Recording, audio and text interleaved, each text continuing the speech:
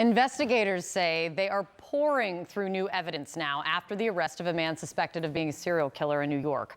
Police arrested Rex Heuermann on Thursday in connection with the murders of 3 women from over a decade ago, and investigators say Heuermann is the prime suspect in a 4th murder. CNN's Bryn Gingras is live outside the suspect's home. She's joining me now. So, Bryn, what more are you learning this morning? Yeah, Kate, it was just a short time ago we saw investigators putting on those full-body Tyvek suits going into the home of Rex Heuermann. They have been here all weekend long collecting evidence from that home. We've also learned from sources that inside the home, in the basement actually, there was a locked door to a room, and inside that they found a cache of guns. I want you to hear from the Suffolk County Police Commissioner about what he said about that finding.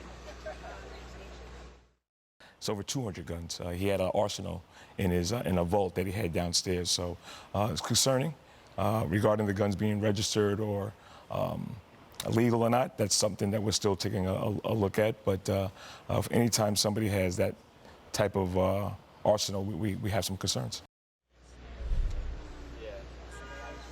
Now, remember, initially it was, we were told that was about 92 guns that they were thinking that Rex Heuermann had in his possession. So this is way more, and we hear it's anything from semi-automatic rifles to assault weapons. So investigators certainly going to hone in on why he had that many weapons. Also looking inside this home, we're told through sources that they're looking for possible souvenirs that maybe Heuermann maybe kept after some of these killings. Any personal belongings that possibly belong to the victims that maybe just went under the radar from those who lived inside the house. Investigators say that they're going to have to be comparing that not only forensically, but also talking to the victims' families to get an idea if this is something that is important to the investigation. Another thing to point out that we've learned from sources is that a storage area not far from where we are is also being looked at by investigators. So this investigation very far from over. We know about the 6 murder charges of the 3 women that were killed. A 4th one likely going to be linked to Heuermann as well in the coming maybe weeks or days. The district attorney wouldn't give a precise timeline about that. But again, the point here is that this investigation is very far from over, Kate. Absolutely. I mean, the more places they're going, the more obviously the more information that they're uncovering, and so much more to go through now as you're describing, Bryn. Thank you very much. District Attorney Tierney, thank you for joining us. I want to ask you something about what the Suffolk County Deputy Police Commissioner Anthony Carter told CNN just yesterday, which is that it is possible that there are still more victims out there. Do you share that assessment? My opinion doesn't matter. I deal in what I can prove. And right now, we feel we can prove these 3 murders. There are allegations at this point, but we're confident with the evidence. And we're also confident that we're going to be able to eventually charge that 4th murder. And what are the strongest pieces of evidence that you have right now that point to Heuermann being the perpetrator of these crimes? I think we have a description of the last individual who saw the final victim, Amber Costello, alive, that matches that of this defendant, who's has a rather unique physical appearance. We have phone evidence, and we also have that DNA evidence. The defendant's DNA was recovered off of one of the bodies, whereas his wife's DNA was recovered off of two bodies. And I want to show folks at home, this is a picture of a belt that was found at the scene here. In January of 2020, police released these images. At one of the Gilgo Beach crime scenes, it had the initials that looked to be HM or perhaps WM. Do you believe that that belt belonged to Heuermann? Well, the initials are either HM or WH. His last name is Heuermann, and I believe he has relatives with the name of William. Okay, so WH. What can you tell us, as our reporter was just telling us, the family is now being interviewed as part of this investigation. What kind of cooperation are you getting from Heuermann's wife and his 2 children? Well, we don't disclose sources, but I can tell you that this has been, from the very beginning, since we've gotten on the case, a very comprehensive investigation.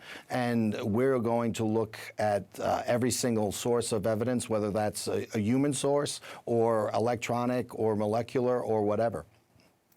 Has anyone else come forward with information about Heuermann or about these cases since this arrest was announced on Friday? Well, you know, the one thing about an arrest, obviously, it brings a lot of attention. The other thing is we have executed a number of search warrants. So right now we have a flood of information and a flood of evidence coming in, and it's going to take us a while to sort of go through all of that. And so far, as we were just discussing, Heuermann's been charged with 3 of these killings on Gilgo Beach.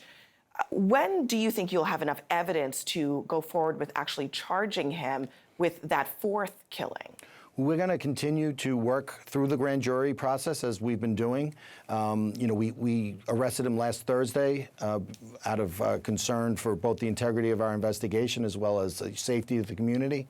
But that investigation is continuing with regard to Maureen Brainerd Barnes. You know, we feel confident that we're going to be able to eventually charge that murder, but we're not going to put a time frame on it. Do you think that this will get to trial soon? What's the timeline for a trial here? Well, you know, it's an interesting case because you're talking about something that is 13 years in the making. So when you talk about the unbelievable amount of material that was there prior to me assuming office in January of 22, and then you also have over 300 search warrants and judicial requests. So there is a tremendous amount of information, which obviously, you know, the defense is going to want to look at. Very difficult and troubling case. Raymond Tierney, thank you for giving us all of those updates. Thank you. Let's bring in now CNN's chief law enforcement and intelligence analyst, John Miller. John, so what is so incredible about this case is just the sheer number of victims, 3 that he's been charged with, a 4th, but also several bodies, frankly, that are still being investigated. What do you think are the prospects here that we could have more charges related to either that 4th victim or others? So I think there's a good likelihood there because you've got 3 essential things. First, you start out with the crime scenes back in 2010. That is what unearthed these remains and the scant clues that they had to go by in terms of forensic evidence. But now you have 2 other interesting places to gather evidence. One, the suspect's home. Why is that important? Because in these serial killer cases, what we see in offender characteristics is that they keep things from victims. In these cases, victims had property missing, their phones were missing, clothing items were missing, and it is not unusual for these offenders, these suspects, to keep these things so that they can use them to relive the murders, to fantasize about it again. They've got a search that is still continuing, even as we sit here now, this many days after the arrest, at the home. And then, of course, you have the suspect himself. Now they're not getting DNA from a discarded pizza crust. They're getting DNA directly from him, hair directly from him, and other forensics that are going to be helpful.